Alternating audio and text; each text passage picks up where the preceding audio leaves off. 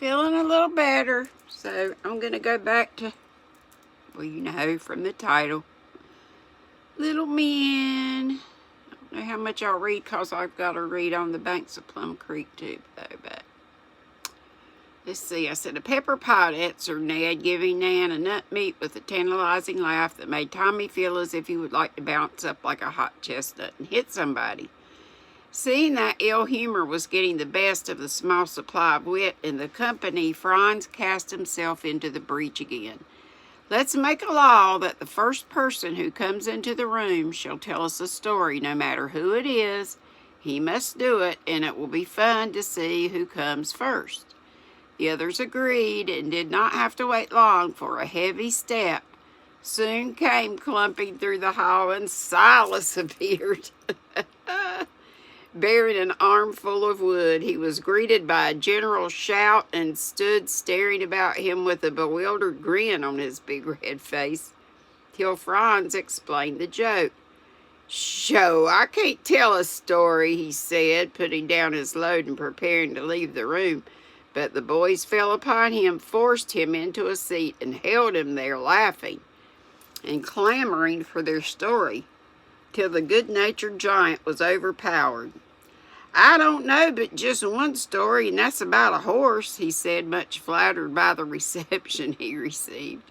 Tell it," cried the boys. "Well," began Silas, tipping his chair back against the wall and putting his thumbs in the armholes of his waistcoat.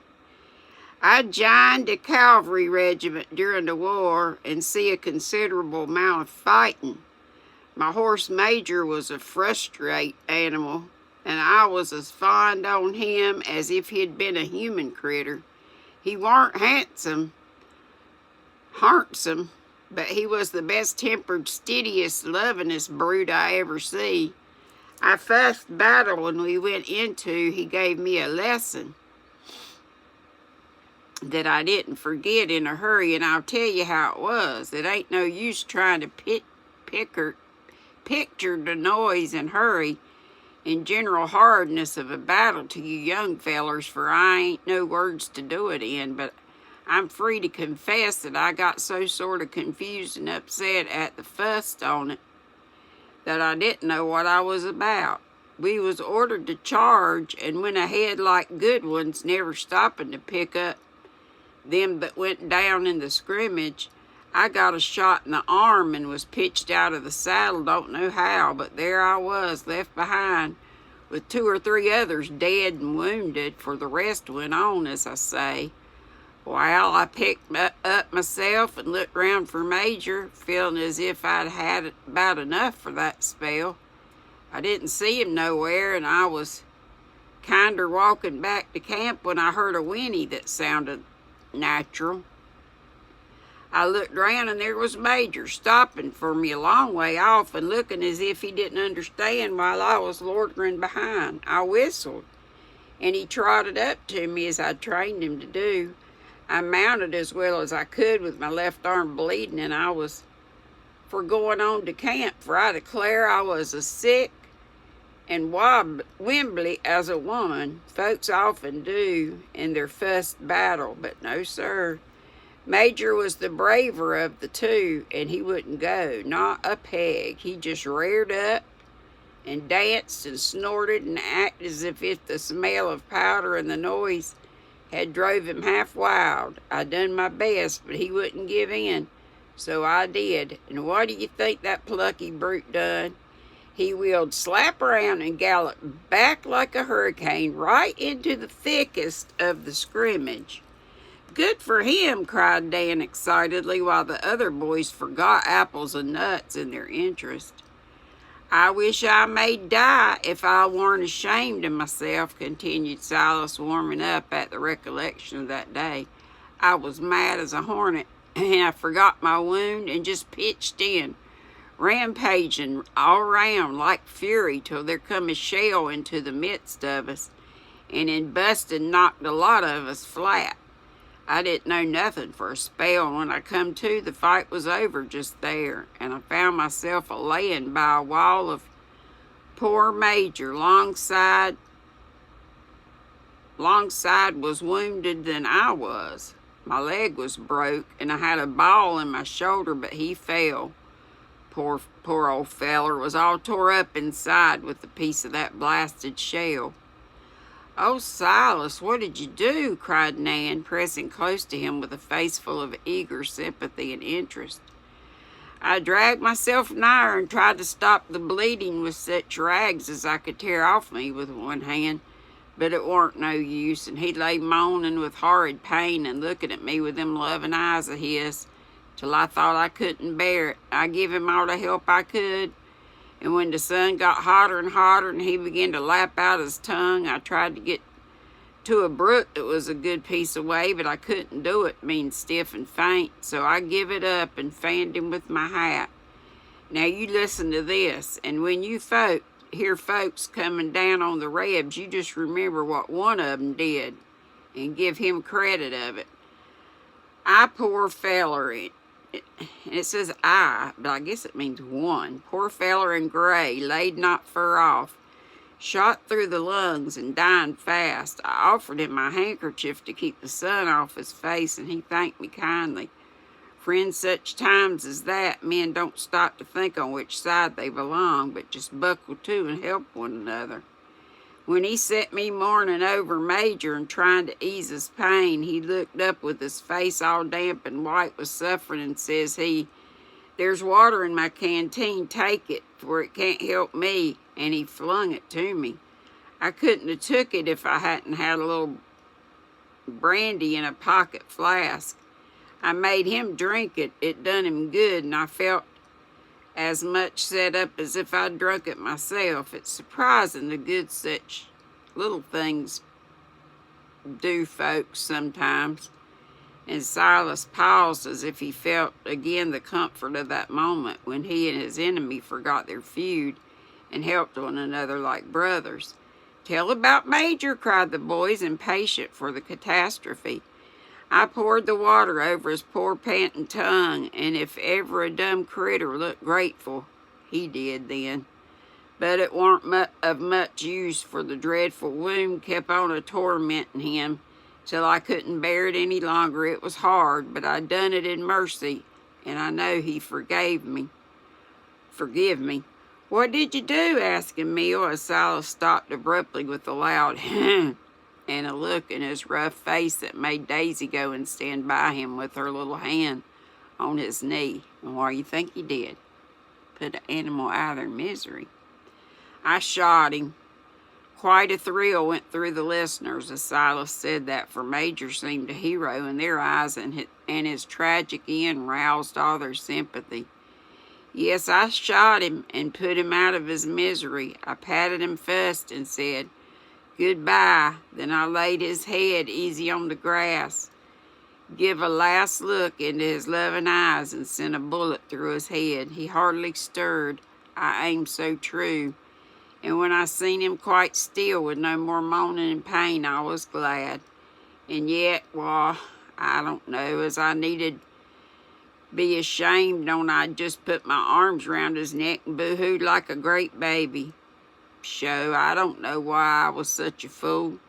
And Silas drew his sleeve across his eyes, as much touched by Daisy's sob as by the memory of faithful Major. No one spoke for a minute, because the boys were as quick to feel the pathos of the little story as tender-hearted Daisy, though they did not show it by crying. "I'd like a horse like that," said Dan, half aloud. "Did the rebel man die too?" asked Nan anxiously. "Not then. We laid there all day, and at night some of our fellers come and look after the missing ones. They naturally wanted to take me first, but I knew I could wait, and the rebel had but one chance maybe, so I made them carry him off right away. He had just strength enough to hold out his hand to me and say, 'Thank ye, comrade,' and them was the last words he spoke, for he died an hour after he got to the hospital tent." "How glad you must have been that you were kind to him," said Demi, who was deeply impressed by this story. "Well, I did take comfort thinking of it, as I laid there alone for a number of hours with my head on Major's neck, and see the moon come up. I'd like to have buried the poor beast decent, but it warn't possible.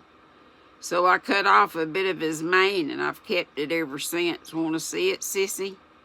"Oh, yes, please," answered Daisy, wiping away her tears to look. Silas took out an old wallet, as he called his pocketbook, and produced from an inner fold a bit of brown paper, in which was a rough lock of white horsehair. The children looked at it silently as it lay in his broad palm, and no one found anything to ridicule in the love Silas bore for his good horse Major. "That's a sweet story, and I like it, though it did make me cry. Thank you very much, Si." And Daisy helped him fold and put away his little relic, while Nan stuffed a handful of popcorn into his pocket, and the boys loudly expressed their flattering opinions of his story, feeling that there had been two heroes in it. He departed quite overcome by his honors, and the little conspirators talked the tale over while they waited for their next victim. It was Mrs. Joe, who came in to measure Nan for some new pinafores she was making for her. They let her get well in and then pounced upon her, telling her the law and demanding the story. Mrs. Joe was very much amused at the new trap and consented at once, for the sound of happy voices had been coming across the hall so pleasantly she quite longed to join them, and forgot her own anxious thoughts of Sister Mag. "Am I the first mouse you caught, you sly pussies in boots?" she said as she was conducted to the big chair, supplied with refreshments and surrounded by a flock of merry-faced listeners. They told her about Silas and his contribution, and she slapped her forehead in despair, for she was quite at her wits' end, being called upon so expectantly for a brand-new tale. "What shall I tell about?" she said. "Boys," was the general answer. "Have a party in it," said Daisy. "And something good to eat," said Stuffy. "That reminds me of a story written years ago by a dear old lady. I used to be very fond of it, and fancy you will like it, for it has both boys and something good to eat in it." "What's it called?" asked Emmy. "The Suspected Boy." Ned looked up from the nuts he was picking, and Mrs. Joe smiled at him, guessing what was in his mind. Miss Crane kept a school for boys in a quiet little town, and a very good school it was, of the old-fashioned sort. 6 boys lived in her house, and 4 or 5 more came in from town. Among those who lived with her was one named Louis White. Louis was not a bad boy, but rather timid, and now and then he told a little lie. One day a neighbor sent Miss Crane a basket of gooseberries. They were not enough to go round, so kind Miss Crane, who liked to please her boys, went to work and made a dozen nice little gooseberry tarts. "I'd like to try gooseberry tarts. I wonder if she made them as I do my raspberry ones," said Daisy, whose interest in cookery had lately revived. "Hush," said Nat, tucking a plump popcorn into her mouth to silence her, for he felt a particular interest in this tale and thought it opened well. When the tarts were done, Miss Crane put them away in the best parlor closet and said not a word about them, for she wanted to surprise the boys at tea time. When the minute came and all were seated at table, she went to get her tarts, but came back looking much troubled, for what do you think had happened? "Somebody had hooked them," cried Ned. "No, they were there, but someone had stolen all the fruit out of them by lifting up the upper crust and then putting it down after the gooseberry had been scraped out. What a mean trick!" And Nan looked at Tommy as if to imply that he would do the same. When she told the boys her plan and showed them the poor little patties all robbed of their sweetness, the boys were much grieved and disappointed, and all declared that they knew nothing about the matter. "Perhaps the rats did it," said Louis, who was among the loudest to deny any knowledge of the tarts.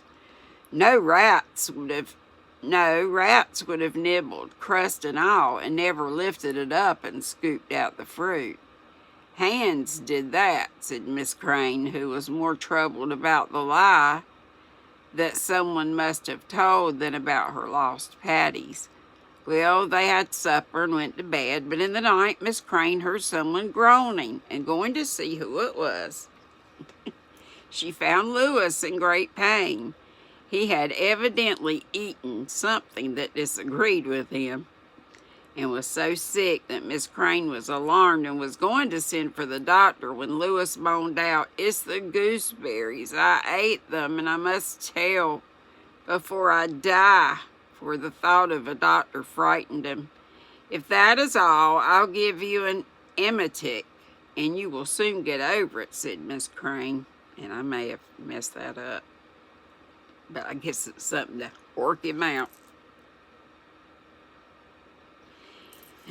"Let's see, and you'll soon get over it," said Miss Crane. So Louis had a good dose, and by morning he was quite comfortable. "Oh, don't tell the boys. They will laugh at me so," begged the invalid. Kind Miss Crane promised not to, but Sally, the girl, told the story, and poor Louis had no peace for a long time. His mates called him Old Gooseberry and were never tired of asking him the price of tarts.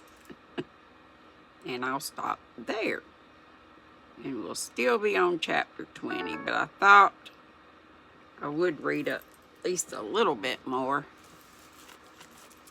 Be sweet, don't be ugly, live at 5. Set an alarm. Bye-bye.